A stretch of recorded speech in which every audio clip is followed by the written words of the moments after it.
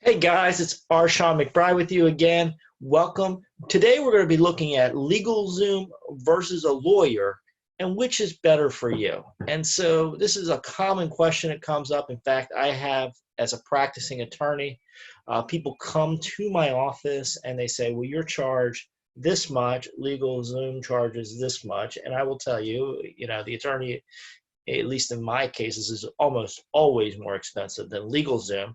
And they say, why should we pay more, or what's the difference in your services? So today on the McBride Attorneys Law Show YouTube channel, I want to answer that question for you. So we're going to jump into it. Should be informative for you. So I want to start by sharing my screen here, and we're just going to go right to the source. We're going to tune over to LegalZoom.com and see what's going on over there. And we're going to take a look through a few things to see what the differences are. So let me share the screen for you here. Got LegalZoom teed up here on the other screen. And boom, here we are. So we're on LegalZoom.com. Very clean website, obviously. I mean, these people have done a great job building some of this stuff out. And they, obviously have spent a lot of time on advertising, getting their name out there, run great commercials. I'm scrolling down to the bottom here because I was looking through their website earlier, and I knew that this was here somewhere, and I had to search and search and search for it. And I don't imagine the average consumer does this, but if you scroll all the way to the bottom, you'll see this here. It's copyright LegalZoom. We expect that, right? They're going to copyright their website. But then if you go here, there's in gray text, it's barely a different color than the rest of the site. We get this paragraph, and it says disclaimer: communications between you and LegalZoom are not protected by our privacy policies, but may not be attorney-client privilege or work product, right? So that's the first thing. You're getting no confidentiality here, right? Anything you put out LegalZoom is just there.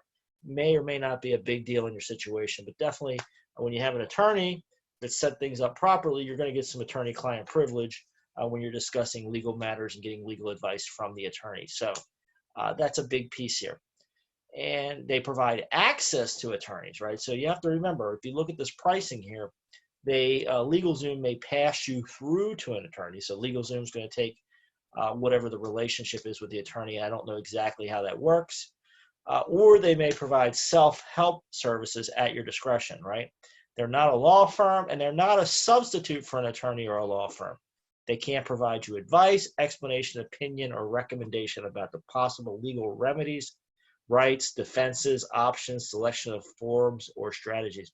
This is big here, folks. And so when I've worked with LegalZoom over the years, that part is the part that has been a big deal, is the legal rights, remedies, defenses, options, selections of forms and strategies. And more than a few times, I've had situations where that's become an issue, right? A client comes to me, and I've had several clients now that have used LegalZoom or stuff they found on the internet, and then come to me after the fact. And what I find largely is there often is problems in selecting the forms.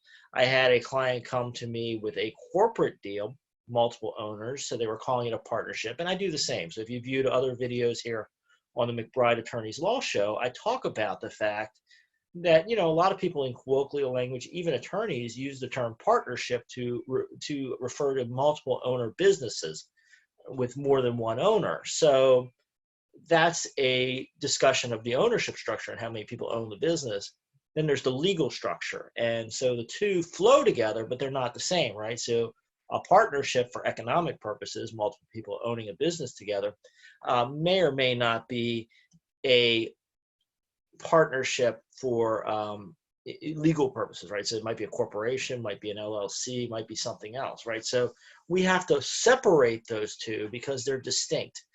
And a lot of times we find people don't understand those fine nuances. I had a client come to me, a fairly sophisticated client, working on a deal, and it was a corporate deal. And at the end, they came back and they said, here's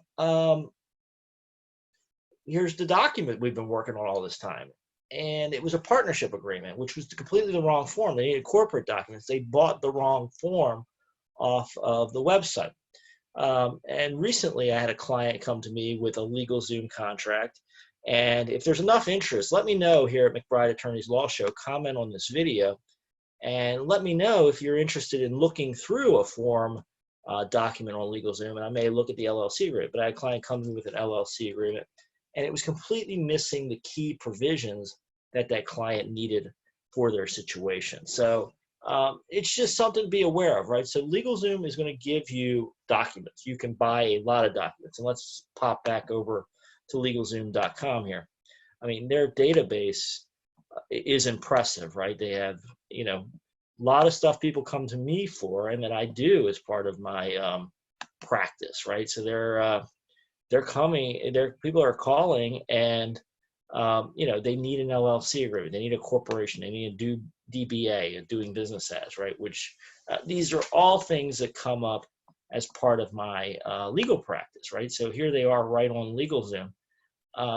But for instance, I had another client come in that was running a nonprofit in Texas, and that nonprofit, they had bought a LegalZoom form, and when we got into it, they'd filled it out incorrectly, which happens a lot, right? So you know, we can look at their documents, and I mean, there they are. And one thing that's interesting I found about LegalZoom is you can actually look at their documents online, and they're fairly good for generic documents, at least the ones I've seen, right? They look like legal documents. They're formatted like legal documents. They've obviously probably had lawyers go over their legal documents, so push, all in the right direction.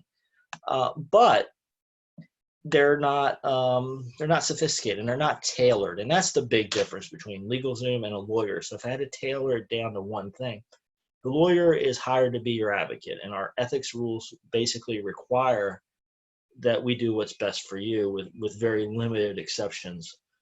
Maybe in a case of a crime or a fraud or some other cases, but generally we have to absolutely do what's best for our clients. And so we're there doing what's right for you, and we're looking out for your interests, and we're making sure you get the right form. We're making sure the form gets filled out correctly, and that we make sure we look ahead to issues in your business. And that's where I've seen the real issue with LegalZoom is, if people go there, you grab one of these nice looking forms, it will look a lot like something an attorney did.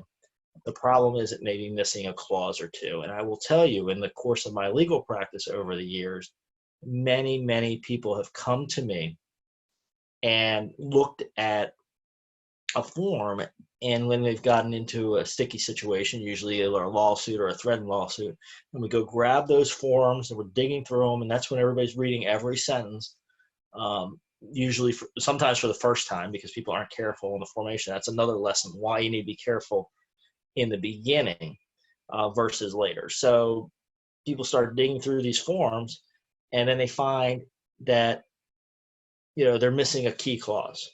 A loan agreement, for instance, you know, there's something called an acceleration clause, which means if the borrower misses a payment, the entire loan balance becomes due immediately. So usually a loan has installments. We often put an acceleration clause in there in the event of a default, which means the entire balance becomes due, which then allows the lender to get all their money back. Well, somebody missed putting an acceleration clause into a agreement.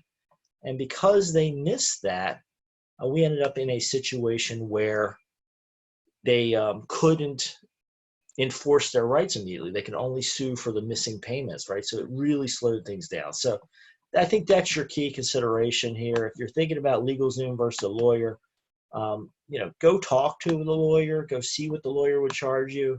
Most will at least talk to you a little bit for free and get to know you.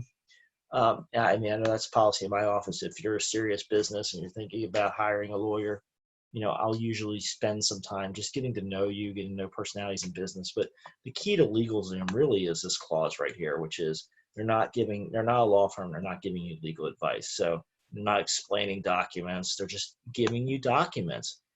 And if you're a lawyer, if you have experience, if you know how to tailor those documents, that might be fine.